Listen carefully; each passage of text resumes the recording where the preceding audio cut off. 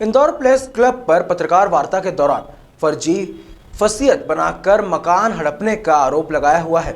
दरअसल संजीव दुबे ने पत्रकारों से चर्चा करते हुए बताया कि स्वर्गीय स्नेहा लता बोडिया, जिनका ओल्ड पलासिया पर मकान निर्मित है, स्वर्गीय स्नेह लता जी को संतान नहीं थी। उनके पति स्वर्गीय नवरत्न बोडिया, जिनका भी देहांत हो चुका था। इस दौरान उनकी पारिवारिक रूप से मेरे संजय दुबे फरियादी द्वारा लगातार इलाज एवं उनकी सेवा करने पर मुझे स्वर्गीय स्नेह लता द्वारा निस्वार्थ भाव से की गई सेवा करने एवं प्रसन्न होकर रजिस्टर्ड वसीयत स्नेह लता जी द्वारा की गई।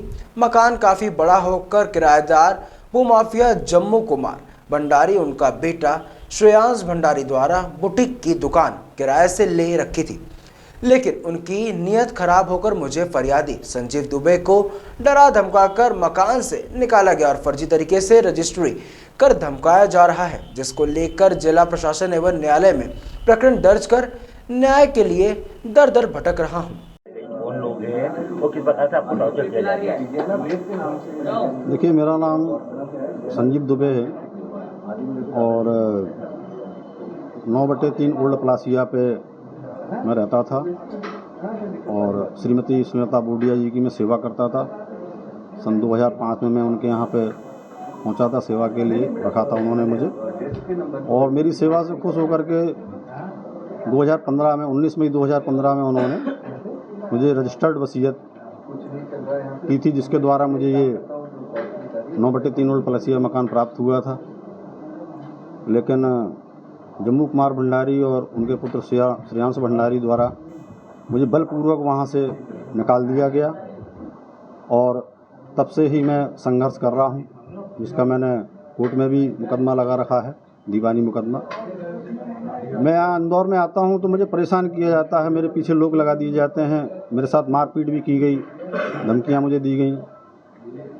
और शासन प्रशासन से मैं यही अपेक्षा रखूँगा कि मैं एक साधारण सा आदमी हूँ, तो मेरे साथ जो है न्याय मिले मुझे, और सभी से यही अपेक्षा करूँगा। आपको मकान खाली कराने के लिए कोई ऑफर आया था तब? नहीं, मेरे पास मकान खाली करने के लिए ऑफर नहीं, मुझे वहाँ बलपूर्वक वहाँ से बंदूक दिखा करके, डरा के, धमका करके मुझे वहाँ से भगा दिया गया, निकाल दिया गया था। जगजीवन रामनगर में कितने समय से आप रह रहे हैं? जगजीवन रामनगर में यहाँ पे आप रहते थे, एड्रेस दिया ना 15 जगजीवन रामनगर। हाँ, आता जाता रहता हूँ मैं यहाँ, मैं परमानेंट यहाँ नहीं रहता हूँ। कितने समय रहे पहले? यहाँ पे मैं काफ़ी टाइम रहा हूँ, 2 साल करीब, 2-2.5 साल रहा हूँ। वहाँ से मेरे को निकलने के बाद में आपका हुआ है किसी क्राइम ब्रांच के सिपाही के माध्यम से? नहीं, किसी सिपाही के माध्यम से नहीं हुआ, मैं डायरेक्ट ही गया था आवेदन लेकर के, अपना पूरी फाइल लेकर के, चूँकि मेरे पास पूरी फाइल है हर चीज़ की, वीडियोग्राफी है, सारी चीज़ें हैं। मैं गया, मैंने कहा साहब आप ये जो है मेरा आवेदन, मेरे साथ में ऐसा ऐसा घटना हुई, तो उन्होंने बाकायदे जाँच की, पूरी सारी फॉरेंसिक जाँच हुई, सारे तथ्य उनके सामने आए, इसके बाद ही उन्होंने FIR की। उन्होंने मुझसे कोई डिमांड नहीं की, ना किसी ने मुझसे कोई डिमांड की, ना मेरे पास पैसा है, ना मैंने किसी को मैं दिया है मैंने कुछ भी। ठीक है, आपका नाम बता दो। मेरा नाम संजीव दुबे है। इस प्रकार का आया है कि जो पूर्व लैंड लेडी थी स्नेहा बोडिया, उन्होंने 2015 में संजीव दुबे को वसीयत करी और पुरानी जो वसीयतें थी उसके पहले की वो सब निरस्त कर दी 2015 की वसीयत से।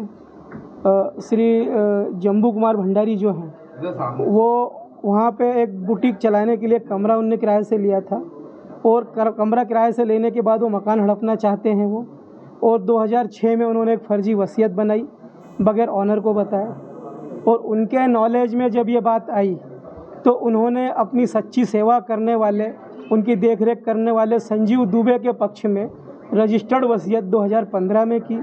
2016 में उनकी डेथ हुई, उसके बाद उस 15 की वसीयत के माध्यम से ये मालिक बने और ये वहाँ पे रहे। 2019 में इनको बलपूर्वक वहाँ से निकाल दिया। जब श्री जम्बू भंडारी को ये बात मालूम हुई कि 2015 की कोई वसीयत बनाई गई है संजीव दुबे के पक्ष में, तो उसको मिट आउट करने के लिए, कर्टेल करने के लिए, उसका प्रभाव ख़त्म करने के लिए 2016 में एक फर्जी वसीयत बनाई गई, जबकि 25 अक्टूबर 2016 को वो खुद हॉस्पिटल में एडमिट थी, जो भवन स्वामी है जो स्नेहा बोडिया, ऐसी स्थिति में वसीयत नहीं कर सकती थी। और वो वसीयत जो है 2019 में बैक डेट में बनाई गई है, वो 2016 की वसीयत 2019 में बनाई गई है। वो इसलिए बनाई गई है क्योंकि उनके नॉलेज में 2015 की वसीयत जो है 2019 में जब केस लगा तब उनके नॉलेज में आई है, और उसके प्रभाव को समाप्त करने के लिए ये फर्जी वसीयत जो है बनाई गई है, जिसके लिए जो भी दोषी है उनके विरुद्ध विधि अनुसार एक्शन लिया जाना चाहिए। ये हमारा निवेदन है। आपका नाम? मेरा नाम है SK बकोरे, एडवोकेट।